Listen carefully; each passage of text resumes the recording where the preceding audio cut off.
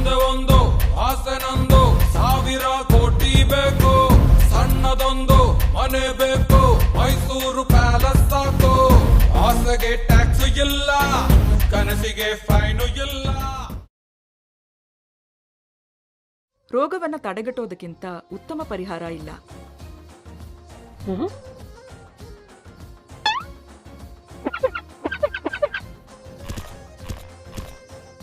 ವೈದ್ಯರ ಭೇಟಿ. ನಮಸ್ಕಾರ, ನಿಮಗೆ ನಾನೇನ್ ಮಾಡ್ಲಿ? ಡಾಕ್ಟ್ರೇ, ನಾನು HIV ಬಗ್ಗೆ ತುಂಬಾ ಕೇಳಿದ್ದೀನಿ. ಆದ್ರೆ ಅದೇನು ಅನ್ನೋದು ನನಗೆ ನಿಜವಾಗ್ಲೂ ಅರ್ಥ ಆಗಿಲ್ಲ. ಸ್ವಲ್ಪ ವಿವರಿಸ್ತೀರಾ? ಖಂಡಿತ. ಇದು ಆರೋಗ್ಯಕ್ಕೆ ಸಂಬಂಧಿಸಿದ ಬಹಳ ಗಂಭೀರವಾದ ವಿಷಯ. HIVಯ ವಿಸ್ತೃತ ರೂಪ ಹ್ಯೂಮನ್ ಇಮ್ಯುನೋ ಡಿಫಿಷಿಯನ್ಸಿ ವೈರಸ್. ಈ ಗಂಭೀರವಾದ ವೈರಾಣು ಅಥವಾ ವೈರಸ್ ಏಡ್ಸ್ ಅನ್ನೋ ಸ್ಥಿತಿಯನ್ನ ಉಂಟು ಮಾಡುತ್ತೆ. ಇದು ನಿಮ್ಮನ್ನ ಕೊಲ್ಲಬಹುದು. ಏನು? ಅದಕ್ಕೆ ಯಾವ ಪರಿಹಾರವೂ ಇಲ್ವಾ? ಇಲ್ಲ, HIV ಅಥವಾ ಏಡ್ಸ್ಗೆ ಯಾವುದೇ ಪರಿಹಾರ ಇಲ್ಲ. ಇದು ಯಾರಿಗಾದ್ರೂ ಬರಬಹುದು. ಆದ್ರಿಂದ ಇದನ್ನ ಬಾರದಂತೆ ತಡೆಗಟ್ಟೋದೇ ಸೂಕ್ತ ರಕ್ಷಣೆ. ಇದರ ಎಲ್ಲ ಮಾಹಿತಿಗಳನ್ನ ತಿಳಿದು ನಮ್ಮನ್ನು ನಾವೇ ಕಾಪಾಡಿಕೊಂಡು ಬೇರೆಯವರಿಗೆ ಹರಡದಂತೆ ತಡೆಗಟ್ಟೋದು ತುಂಬಾ ಮುಖ್ಯ. ಡಾಕ್ಟ್ರೇ, ಇದು ಯಾಕೆ ಅಪಾಯಕಾರಿ? ಇದು ಹೇಗೆ ಕೆಲಸ ಮಾಡುತ್ತೆ? ಸರಿ, ನಾನಿದರ ಬಗ್ಗೆ ಹೆಚ್ಚಿನ ವಿವರಣೆ ಕೊಡ್ತೀನಿ.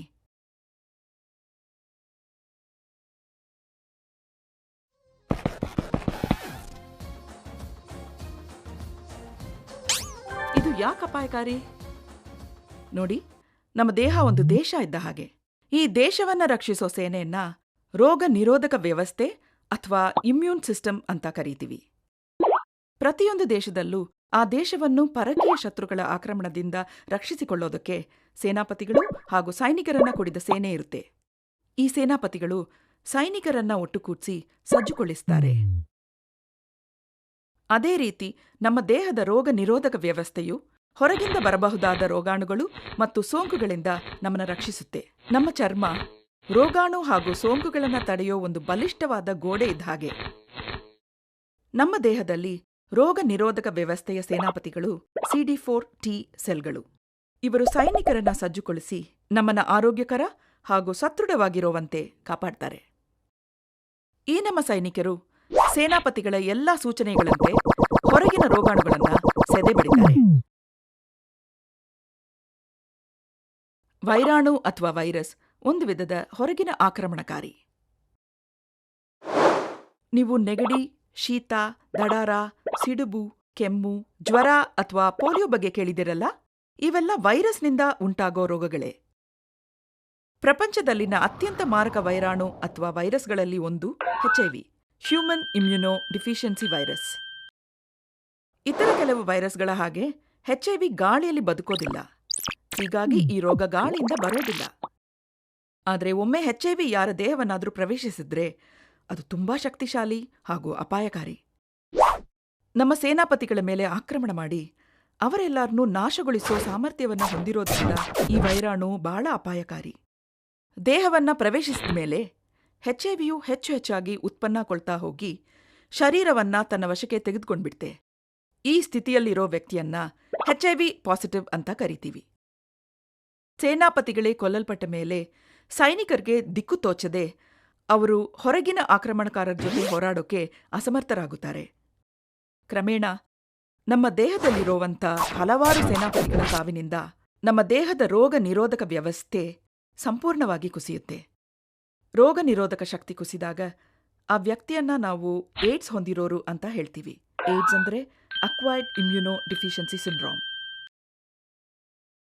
ಏಡ್ಸ್ ರೋಗಿಗಳ ದೇಹವು ಸೂಕ್ಷ್ಮವಾಗಿರೋದ್ರಿಂದ ಅತಿ ದುರ್ಬಲವಾದ ಸೋಂಕಿನ ಕೀಟಾಣು ಕೂಡ ಭಯಾನಕ ಸೋಂಕು ಅಥವಾ ಸಾವನ್ನ ತರಬಹುದು.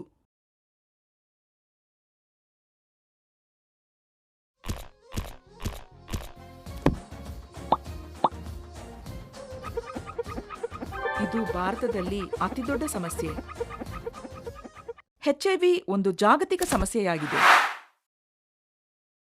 ವಿಶ್ವದಲ್ಲಿ ಅತಿ ಹೆಚ್ಚು HIV ವ್ಯಕ್ತಿಗಳ ಸಂಖ್ಯೆ ಹೊಂದಿರೋ ದೇಶಗಳಲ್ಲಿ ಭಾರತವೂ ಒಂದು.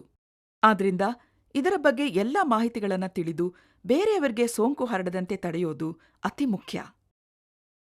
ಈ ವಿಶ್ವದಲ್ಲಿ ಲಕ್ಷಾಂತರ ಜನ HIV ಅಥವಾ ಏಡ್ಸ್ ಅನ್ನ ಹೊಂದಿದ್ದಾರೆ. HIV ಯಾರಿಗಾದ್ರೂ ಬರಬಹುದು. ಗಂಡು, ಹೆಣ್ಣು, ಹುಡುಗಿ, ಹುಡುಗ, ಬಡವ, ಶ್ರೀಮಂತ, ಹಿಂದೂ, ಮುಸ್ಲಿಂ, ಸಿಖ್, ಕ್ರೈಸ್ತ ಅಥವಾ ಬೇರೆ ಯಾವುದೇ ಧರ್ಮದ ಜನರು ಕೂಡ ಇದರಿಂದ ಪೀಡಿತರಾಗಬಹುದು. ಇದು ಯಾರಿಗಾದ್ರೂ ಬರ್ಬೋದು. ಅವುಗಳಲ್ಲಿ ಬಹುಪಾಲು ಮಂದಿಗೆ ತಾವು HIVಯಿಂದ ಪೀಡಿತರಾಗಿರೋ ಬಗ್ಗೆ ಗೊತ್ತೇ ಇರೋಲ್ಲ. ನಿಮಗೆ ಅಥವಾ ನಿಮಗೆ ತುಂಬ ಹತ್ತಿರವಾದವ್ರಿಗೆ ಸಹ ಇದು ಬಂದಿರಬಹುದು. ಆದ್ದರಿಂದ ಇದರ ಮಾಹಿತಿಯ ತಿಳುವಳಿಕೆ ಅತಿ ಮುಖ್ಯ.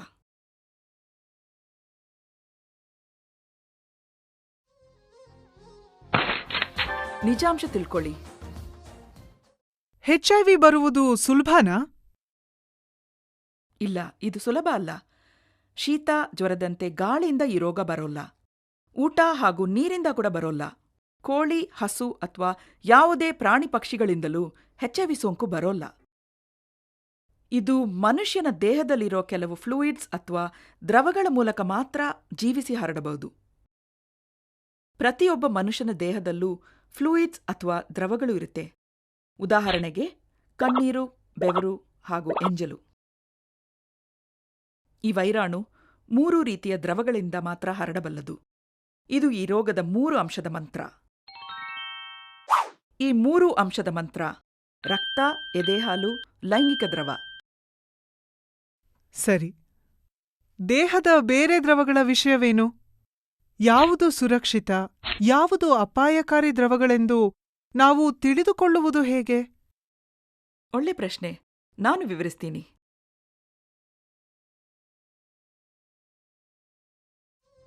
HIV ಹೇಗೆ ಬರುತ್ತೆ? ಭಾಗ 1. HIV ಅಪಾಯದ ಸಾಧ್ಯತೆ ಹೆಚ್ಚಿರುವಂಥ ದ್ರವಗಳು. ಮನುಷ್ಯನ ದೇಹದಲ್ಲಿ 2 ಥರ ದ್ರವಗಳಿವೆ. ಮೊದಲನೆಯದು ಹಾನಿಕರವಾದ HIV ಅಪಾಯದ ಸಾಧ್ಯತೆ ಹೆಚ್ಚಿರುವಂಥ ದ್ರವಗಳು. ಎರಡನೆಯದು ಸುರಕ್ಷಿತವಾದ HIV ಅಪಾಯದ ಸಾಧ್ಯತೆ ಇಲ್ಲದಿರುವಂಥ ದ್ರವಗಳು. HIV ಕೇವಲ ಅಪಾಯದ ಸಾಧ್ಯತೆ ಹೆಚ್ಚಿರುವಂಥ ದ್ರವಗಳಾದ ರಕ್ತ, ತಾಯಿ ಎದೆಹಾಲು ಹಾಗೂ ಲೈಂಗಿಕ ದ್ರವಗಳ ಮೂಲ ಮಾತ್ರ ಹರಡಬಲ್ಲದು. ಇದು ನಮ್ಮ 3 ಅಂಶದ ಮಂತ್ರ. ರಕ್ತ HIV ಅಪಾಯದ ಸಾಧ್ಯತೆ ಹೆಚ್ಚಿರುವಂಥ ದ್ರವ. HIV ವೈರಾಣು ರಕ್ತ ವರ್ಗಾವಣಿಲಿ ಅಥವಾ ಬಳಸಿದ ರೇಸರ್ ಬ್ಲೇಡ್ ಅಥವಾ ಬಳಸಿದ ಸಿರಿಂಜ್ನಿಂದ ಪ್ರವೇಶಿಸಬಹುದು. ತಾಯಿಂದ ಮಗುಗೂ ಇದು ಬರಬಹುದು. HIV ಹೊಂದಿರೋ ಮಹಿಳೆಯು ಗರ್ಭವತಿಯಾಗಿರುವಾಗ, ಜನ್ಮ ನೀಡೋವಾಗ ಅಥವಾ ಎದೆಹಾಲು ಕುಡಿಸೋವಾಗ ಮಗುವಿಗೆ HIV ಹರಡೋ ಸಾಧ್ಯತೆ ಇದೆ. ರಕ್ತ ಹಾಗೂ ತಾಯಿಯ ಎದೆಹಾಲು ಅಪಾಯದ ಸಾಧ್ಯತೆ ಹೆಚ್ಚಿರುವಂಥ ದ್ರವಗಳು. ಲೈಂಗಿಕ ದ್ರವಗಳು ನೇರವಾಗಿ ವರ್ಗಾವಣೆಯಾದರೆ HIVಯು ಸೋಂಕು ಹೊಂದಿರೋ ವ್ಯಕ್ತಿಯಿಂದ ಸೋಂಕು ಇಲ್ಲದ ವ್ಯಕ್ತಿಗೆ ಬರೋ ಸಾಧ್ಯತೆ ಇದೆ. ಲೈಂಗಿಕ ದ್ರವಗಳು HIV ಅಪಾಯದ ಸಾಧ್ಯತೆ ಹೆಚ್ಚಿರುವಂಥ ದ್ರವಗಳು. HIV ಬೇರೆ ಯಾವುದೇ ದ್ರವಗಳಿಂದ ಹರಡಲ್ಲ. HIV ಎಂಜಲಿನಿಂದ ಹರಡಲ್ಲ. ಎಂಜಲು HIV ಅಪಾಯದ ಸಾಧ್ಯತೆ ಇಲ್ಲದಿರುವಂಥ ದ್ರವ. HIV ಸಿಂಬ್ಳ ಹಾಗೂ ಕಫದಿಂದ ಹರಡಲ್ಲ. ಇವುಗಳು HIV ಅಪಾಯದ ಸಾಧ್ಯತೆ ಇಲ್ಲದಿರುವಂಥ ದ್ರವಗಳು. HIV ಬೆವರಿನಿಂದ ಹರಡಲ್ಲ. ಬೆವರು HIV ಅಪಾಯದ ಸಾಧ್ಯತೆ ಇಲ್ಲದಿರುವಂಥ ದ್ರವ. HIV ಕಣ್ಣೀರಿಂದಲೂ ಹರಡಲ್ಲ. ಕಣ್ಣೀರು HIV ಅಪಾಯದ ಸಾಧ್ಯತೆ ಇಲ್ಲದಿರುವಂಥ ದ್ರವ. HIV ಮಲಮೂತ್ರಗಳಿಂದ ಹರಡಲ್ಲ. ಮಲಮೂತ್ರಗಳು HIV ಅಪಾಯದ ಸಾಧ್ಯತೆ ಇಲ್ಲದಿರುವಂಥ ದ್ರವಗಳು.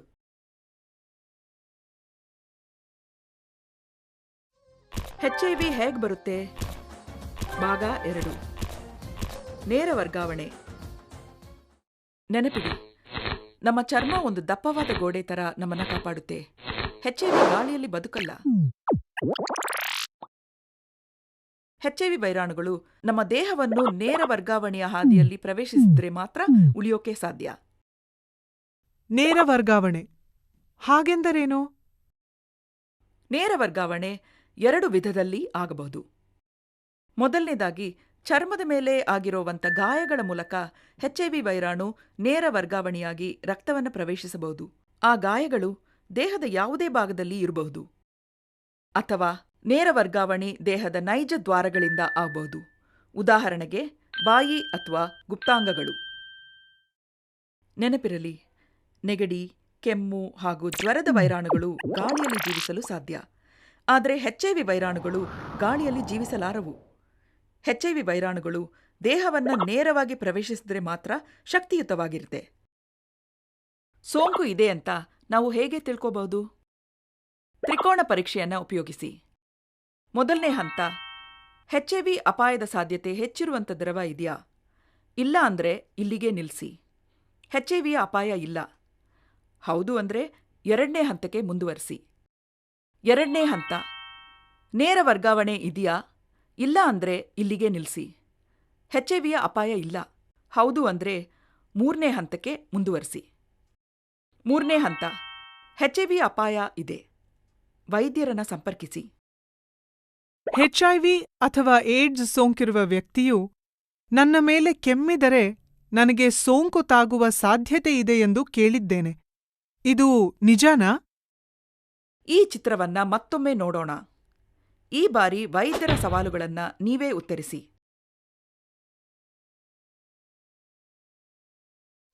ವೈದ್ಯರ ಸವಾಲು: ಪ್ರಶ್ನೆ ಕೇಳಿದಾಗ ಸರಿಯಾದ ಉತ್ತರವನ್ನು ಯೋಚಿಸಿ. ತ್ರಿಕೋಣ ಪರೀಕ್ಷೆಯನ್ನು ನೆನಪಿಸಿಕೊಳ್ಳಿ. ಯಾರಾದರೂ ನಮ್ಮ ಮೇಲೆ ಸೀನಿದ್ರೆ ಅಥವಾ ಕೆಮ್ಮಿದ್ರೆ ನಮಗೆ ಎಚ್ಐವಿ ಬರೋ ಸಂಭವ ಇದೆಯಾ? ಇಲ್ಲ. ಎಚ್ಐವಿ ಬರೋ ಸಾಧ್ಯತೆ ಇಲ್ಲ. ಯಾಕೆ ಅಂತ ವಿಚಾರಿಸೋಣ. ಎಂಜಲು ಹಾಗೂ ಕಫ ಎಚ್ಐವಿ ಅಪಾಯದ ಸಾಧ್ಯತೆ ಹೆಚ್ಚಿರುವಂಥ ದ್ರವಗಳ? ಇಲ್ಲ, ಅವುಗಳಲ್ಲ. ಆದ್ರಿಂದ ಅವುಗಳಿಂದ ಸೋಂಕಿನ ಸಾಧ್ಯತೆ ಇಲ್ಲ. ಯಾರಾದರೂ ನಿಮ್ಮ ಮೇಲೆ ಕೆಮ್ಮಿದ್ರೆ ಅಥವಾ ಸೀನಿದ್ರೆ ಎಚ್ಐವಿ ಬರೋದಿಲ್ಲ. ಒಬ್ಬರು ಉಪಯೋಗಿಸೋ ಸಿರಿಂಜ್ನ ಸೂಜಿಯನ್ನ ಮತ್ತೊಬ್ಬರು ಉಪಯೋಗಿಸೋದ್ರಿಂದ ಎಚ್ಐವಿ ಬರ್ಬೋದಾ? ಹೌದು, ಎಚ್ಐವಿ ಬರೋ ಸಾಧ್ಯತೆ ಇದೆ. ಯಾಕೆ ಅಂತ ವಿಚಾರಿಸೋಣ. ರಕ್ತ ಎಚ್ಐವಿ ಅಪಾಯದ ಸಾಧ್ಯತೆ ಹೆಚ್ಚಿರುವಂಥ ದ್ರವಾನ? ಹೌದು. ನೇರ ವರ್ಗಾವಣೆ ಇದೆಯಾ? ಹೌದು, ಇದೆ. ಹಾಗಾದ್ರೆ ಇದರಿಂದ ಎಚ್ಐವಿ ಸೋಂಕಿನ ಸಾಧ್ಯತೆ ಇದೆ. ವೈದ್ಯರನ್ನ ತಕ್ಷಣ ಸಂಪರ್ಕಿಸಿ. ಸಿರಿಂಜ್ನ ಸೂಜಿಯನ್ನು ಮತ್ತೆ ಉಪಯೋಗಿಸೋದ್ರಿಂದ ಎಚ್ಐವಿ ಬರೋ ಸಾಧ್ಯತೆ ಇದೆ. ಕೈ ಕುಲುಕೋದ್ರಿಂದ ಎಚ್ಐವಿ ಬರ್ಬೋದೇ? ಇಲ್ಲ, ಎಚ್ಐವಿ ಬರೋ ಸಾಧ್ಯತೆ ಇಲ್ಲ. ಯಾಕೆ ಅಂತ ವಿಚಾರಿಸೋಣ. ಚರ್ಮವು ಎಚ್ಐವಿ ಅಪಾಯದ ಸಾಧ್ಯತೆ ಹೆಚ್ಚಿರುವಂಥ ದ್ರವಾನ? ಇಲ್ಲ, ಅದು ದ್ರವಾನೇ ಅಲ್ಲ. ಆದ್ರಿಂದ ಸೋಂಕಿನ ಸಾಧ್ಯತೆ ಇಲ್ಲವೇ ಇಲ್ಲ. ಕೈ ಕುಲುಕೋದ್ರಿಂದ ಎಚ್ಐವಿ ಬರೋದಿಲ್ಲ. ಶೌಚಾಲಯದಿಂದ ಎಚ್ಐವಿ ಬರ್ಬೋದಾ? ಇಲ್ಲ, ಎಚ್ಐವಿ ಬರೋ ಸಾಧ್ಯತೆ ಇಲ್ಲ. ಯಾಕೆ ಅಂತ ವಿಚಾರಿಸೋಣ. ಮಲಮೂತ್ರಗಳು ಎಚ್ಐವಿ ಅಪಾಯದ ಸಾಧ್ಯತೆ ಹೆಚ್ಚಿರುವಂಥ ದ್ರವಗಳ? ಇಲ್ಲ, ಅವುಗಳಲ್ಲ. ಆದ್ರಿಂದ ಎಚ್ಐವಿ ಸೋಂಕಿನ ಸಾಧ್ಯತೆ ಇಲ್ಲ. ಶೌಚಾಲಯದಿಂದ ಎಚ್ಐವಿ ಬರೋದಿಲ್ಲ. ಕೋಳಿ ಅಥವಾ ಹಸುಗಳಂಥ ಪ್ರಾಣಿಗಳಿಂದ ಎಚ್ಐವಿ ಬರೋ ಸಾಧ್ಯತೆ ಇದೆಯಾ? ಇಲ್ಲ, ಎಚ್ಐವಿ ಬರೋ ಸಾಧ್ಯತೆ ಇಲ್ಲ. ಯಾಕೆ ಅಂತ ವಿಚಾರಿಸೋಣ.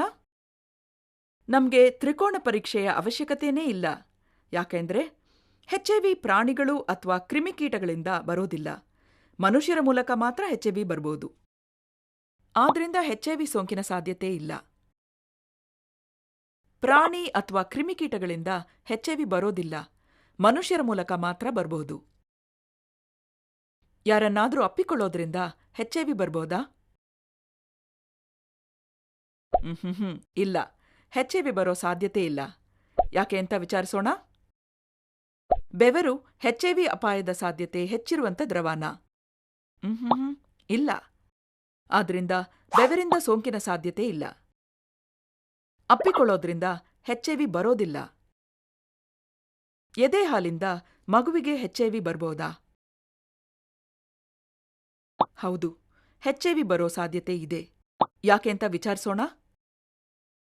ಎದೆ ಹಾಲು ಎಚ್ಐವಿ ಅಪಾಯದ ಸಾಧ್ಯತೆ ಹೆಚ್ಚಿರುವಂಥ ದ್ರವಾನ? ಹೌದು. ನೇರ ವರ್ಗಾವಣೆ ಇದೆಯಾ? ಹೌದು, ಇದೆ.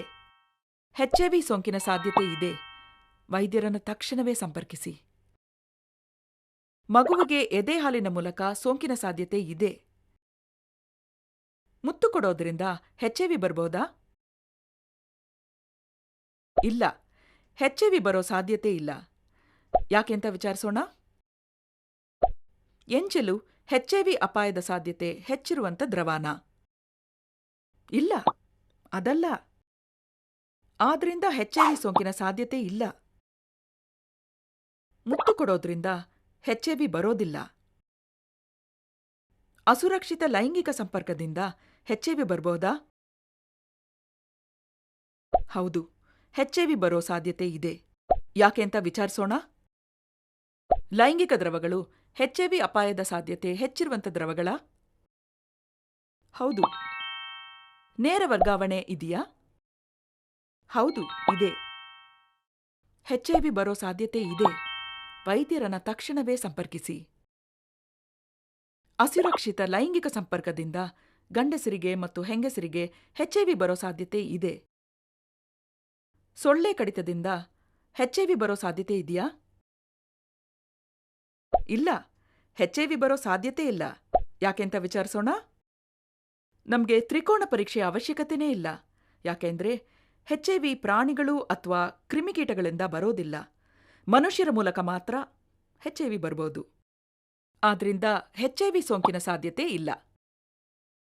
ಆದರೆ ಡಾಕ್ಟ್ರೇ, ಸೊಳ್ಳೆಗಳು ಮನುಷ್ಯರ ರಕ್ತವನ್ನ ಹೀರುತ್ತವೆ. ಇದರಿಂದ ನಮ್ಗೆ ಸೋಂಕಿನ ಅಪಾಯ ಯಾಕಿಲ್ಲ? ಒಳ್ಳೆ ಪ್ರಶ್ನೆ. ಸೊಳ್ಳೆಗಳ ವಿಷಯ ಅಸಾಮಾನ್ಯವಾದದ್ದು. ಇದರಿಂದ ಸೋಂಕಿನ ಅಪಾಯ ಯಾಕೆ ಇಲ್ಲ ಅಂತ ವಿಸ್ತಾರವಾಗಿ ತಿಳಿಸ್ಕೊಡ್ತೀನಿ. ನಾವು ಈಗ ತ್ರಿಕೋಣ ಪರೀಕ್ಷೆ ನೋಡೋಣ. ರಕ್ತ HIV ಅಪಾಯದ ಸಾಧ್ಯತೆ ಹೆಚ್ಚಿರುವಂಥ ದ್ರವಾನ? ಹೌದು. ನೇರ ವರ್ಗಾವಣೆ ಇದೆಯಾ? ಇಲ್ಲ. ಸೊಳ್ಳೆಯಿಂದ ನೇರ ವರ್ಗಾವಣೆ ಇಲ್ಲ. ಸೊಳ್ಳೆಗಳು ದೇಹದಿಂದ ರಕ್ತವನ್ನ ಹೀರುತ್ತವೆಯೇ ಹೊರತು ಪುನಃ ರಕ್ತವನ್ನ ದೇಹದ ಒಳಗೆ ಬಿಡೋದಿಲ್ಲ. ಆದ್ರಿಂದ ನೇರ ವರ್ಗಾವಣೆ ಸಾಧ್ಯವಿಲ್ಲ. ಆದ್ರಿಂದ ಸೋಂಕಿನ ಸಾಧ್ಯತೆ ಇಲ್ಲ. ಸೊಳ್ಳೆ ಅಥವಾ ಯಾವುದೇ ಕೀಟಗಳ ಕಡಿತದಿಂದ HIV ಬರೋಲ್ಲ. ಸದಾ ನೆನಪಿರಲಿ, HIV ಮನುಷ್ಯರಿಂದ ಮಾತ್ರ ಬರೋದಕ್ಕೆ ಸಾಧ್ಯ. ಯಾವುದೇ ಪ್ರಾಣಿ ಅಥವಾ ಕೀಟಗಳಿಂದ ಬರೋದಕ್ಕೆ ಸಾಧ್ಯವಿಲ್ಲ.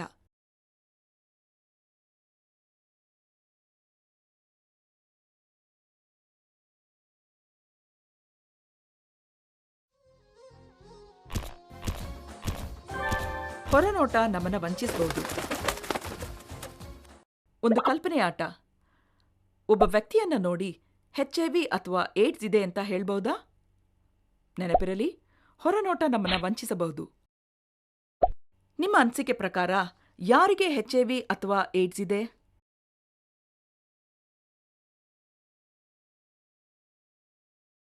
ತಪ್ಪು.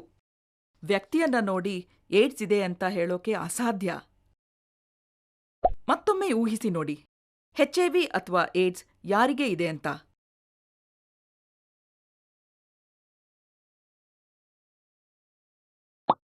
ತಪ್ಪು. ವ್ಯಕ್ತಿಯನ್ನ ನೋಡಿ ಏಡ್ಸ್ ಇದೆ ಅಂತ ಹೇಳಲು ಅಸಾಧ್ಯ. ಮತ್ತೊಂದ್ಸಲ ಯಾರಿಗೆ HIV ಅಥವಾ ಏಡ್ಸ್ ಇದೆ ಅಂತ ಯೋಚಿಸಿ.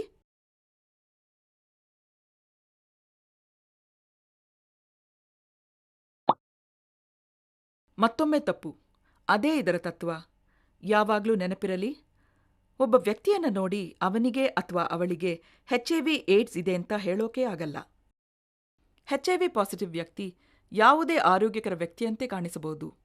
ಆ ವ್ಯಕ್ತಿ ಎಲ್ಲರಂತೆ ಕಾರ್ಯನಿರ್ವಹಿಸುತ್ತಿರಬಹುದು. HIV ಪಾಸಿಟಿವ್ ಇರೋ ವ್ಯಕ್ತಿ ತಮಗೆ HIV ಇದೆ ಅನ್ನೋ ವಿಷಯದನ್ನ ಅರಿಯದೇ ಇರಬಹುದು.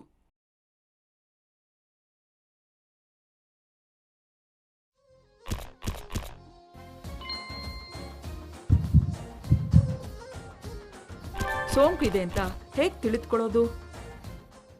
ಕೆಲವು ವ್ಯಕ್ತಿಗಳು ಹಲವಾರು ವರ್ಷಗಳ ಕಾಲ HIV ಅಥವಾ ಏಡ್ಸ್ನ ಯಾವ ದೈಹಿಕ ಲಕ್ಷಣಗಳನ್ನು ಪ್ರದರ್ಶಿಸೋದಿಲ್ಲ. ಕೆಲವು ಪೀಡಿತರಲ್ಲಿ HIV ಸೋಂಕಿನ ಲಕ್ಷಣಗಳು ಕಾಣಿಸಿಕೊಳ್ಳುತ್ತೆ. ಉದಾಹರಣೆಗೆ ಜ್ವರ,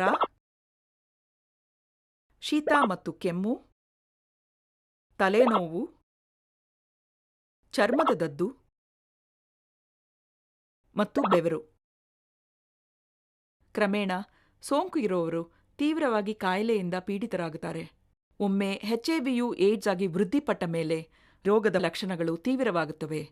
ರೋಗಿಗಳು ಅತ್ಯಂತ ದುರ್ಬಲರಾಗಿ ಕಾಯಿಲೆಗೆ ಒಳಗಾಗಿ ಸಾಕಷ್ಟು ತೂಕವನ್ನು ಕಳೆದುಕೊಳ್ತಾರೆ. ಆದರೆ ಇವು ನೆಗಡಿ, ಕೆಮ್ಮು ಹಾಗೂ ಜ್ವರದ ಲಕ್ಷಣಗಳು. ಹೌದು, ಮೊದಲು ಕಾಣಿಸಿಕೊಳ್ಳೋ ಲಕ್ಷಣಗಳು ನೆಗಡಿ, ಕೆಮ್ಮು, ಜ್ವರದ ಹಾಗೆ ಕಾಣುತ್ತವೆ. ಆದ್ರಿಂದ ಬಹಳ ಜನರಿಗೆ ತಾವು ತೀವ್ರವಾಗಿ ರೋಗ ಪೀಡಿತರಾಗೋವರೆಗೂ ಈ ಸೋಂಕು ಇರೋ ಬಗ್ಗೆ ಅರಿವೇ ಇರೋದಿಲ್ಲ. HIV ಅಪಾಯದ ಸಾಧ್ಯತೆ ಹೆಚ್ಚಿರುವಂಥ ದ್ರವಗಳ ನೇರ ವರ್ಗಾವಣೆಯ ಸಾಧ್ಯತೆಯಲ್ಲಿ ನೀವು ಒಳಗಾಗಿದ್ರೆ ವೈದ್ಯರನ್ನ ಸಂಪರ್ಕಿಸಿ ಪರೀಕ್ಷಿಸಿಕೊಳ್ಳೋದು ತುಂಬಾ ಸೂಕ್ತ. ಈ HIV ವೈರಾಣುವಿನಿಂದ ನನ್ನನ್ನು ನಾನು ಹೇಗೆ ರಕ್ಷಿಸಿಕೊಳ್ಳಬಹುದು?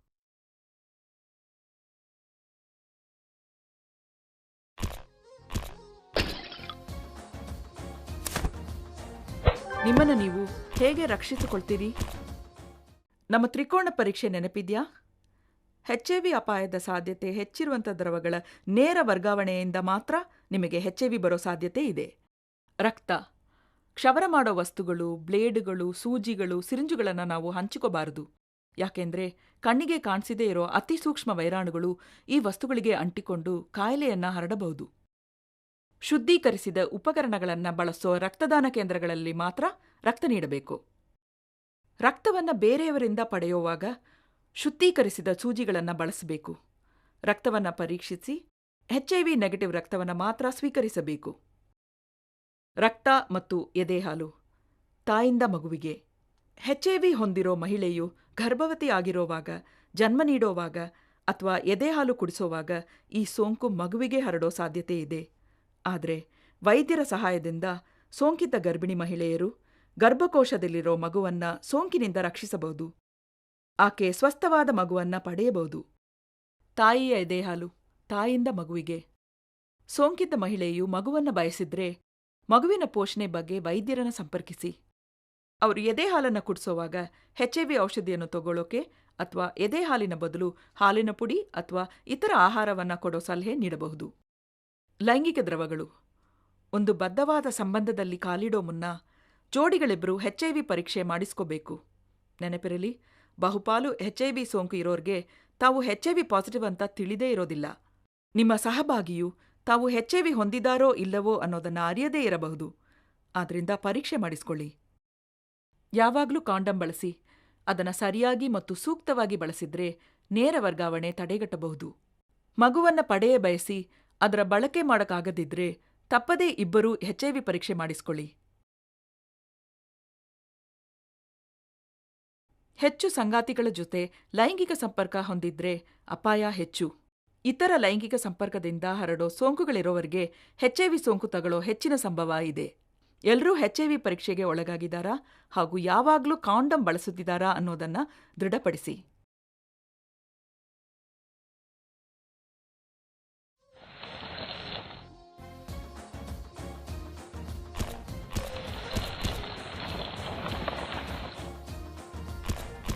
ಈ ಪರೀಕ್ಷೆಯ ಮಹತ್ವವೇನು? ನನಗೆ ಗೊತ್ತು.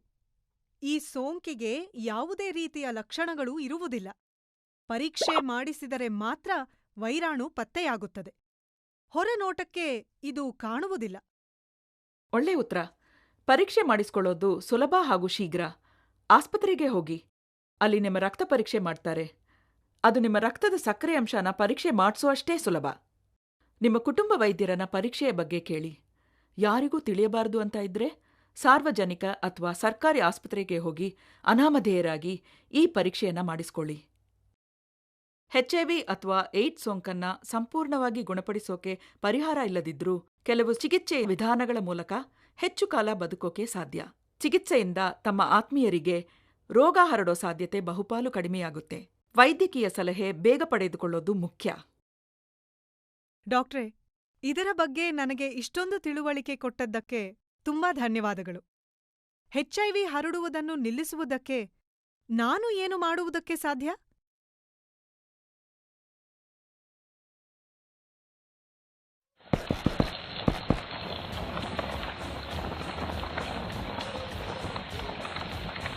ನೀವು ಹೇಗೆ ಸಹಾಯ ಮಾಡಬಹುದು?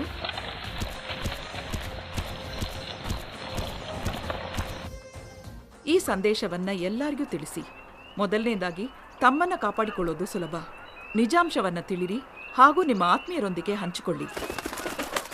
ಎರಡನೇದಾಗಿ ಸ್ವತಃ ಸಲಹೆ ಪಡೆದುಕೊಳ್ಳಿ ಮತ್ತೆ ಪರೀಕ್ಷಿಸಿಕೊಳ್ಳಿ. ಇತರರನ್ನ ಸಲಹೆ ಹಾಗೂ ಪರೀಕ್ಷೆಗೆ ಪ್ರೋತ್ಸಾಹಿಸಿ. ನಾವು ಎಚ್ಚರಿಕೆಯಿಂದ ಇದ್ದರೆ HIV ವರ್ಗಾವಣೆಯನ್ನ ಇಳಿಸಬಹುದು. ಮೂರನೇದಾಗಿ ಪ್ರಸ್ತುತ ಸೂಕ್ತ ನಿರ್ಧಾರ ಆರೋಗ್ಯಕರ ಭವಿಷ್ಯಕ್ಕೆ ಆಧಾರ. ನಮ್ಮೆಲ್ಲರಂತೆ HIV ಸೋಂಕಿತರು ಕೂಡ ಅನುಕಂಪ ಮತ್ತು ಬೆಂಬಲಕ್ಕೆ ಅರ್ಹರು. ನಮ್ಮ ತಂಡವನ್ನು ಸೇರಿ ನಾವೆಲ್ಲರೂ ಒಟ್ಟಾಗಿ HIV ಮತ್ತು ಏಡ್ಸ್ ಬಗ್ಗೆ ಜನರಲ್ಲಿ ಅರಿವನ್ನು ಮೂಡಿಸೋಣ. ಪರಿವರ್ತನೆಗೆ ನಮ್ಮೆಲ್ಲರ ಯತ್ನವೂ ಅವಶ್ಯಕ. ಒಗ್ಗಟ್ಟಿಂದ ನಾವೆಲ್ಲರೂ ಕೆಲಸ ಮಾಡೋಣ.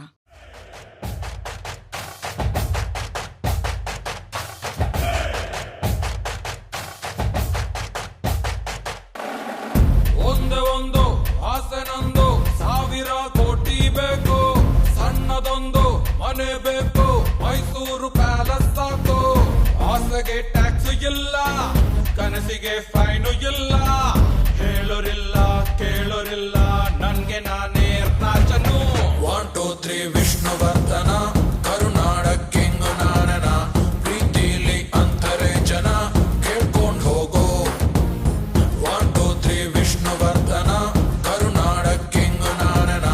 ಪ್ರೀತಿಲಿ ಅಂತಾರೆ ಜನ, ಕೇಳ್ಕೊಂಡ್ ಹೋಗೋ. ಜಂತರ್ ಮಂತರ್, ಜಂತರ್ ಮಂತರ್.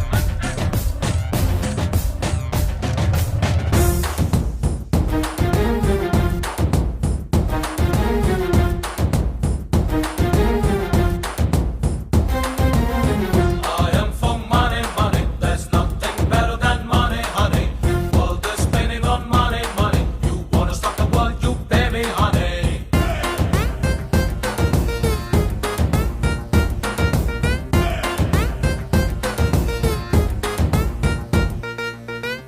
ಒಂದೇ ಒಂದು ಆಸೆ ನಂದು, 1000 ಕೋಟಿ ಬೇಕು.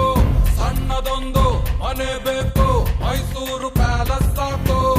ಆಸೆಗೆ ಟ್ಯಾಕ್ಸ್ ಇಲ್ಲ, ಕನಸಿಗೆ ಫೈನು ಇಲ್ಲ. ಹೇಳೋರಿಲ್ಲ ಕೇಳೋರಿಲ್ಲ, ನನ್ಗೆ ನಾನೇ ರಾಜನು. 1 2 3 ವಿಷ್ಣುವರ್ಧನ,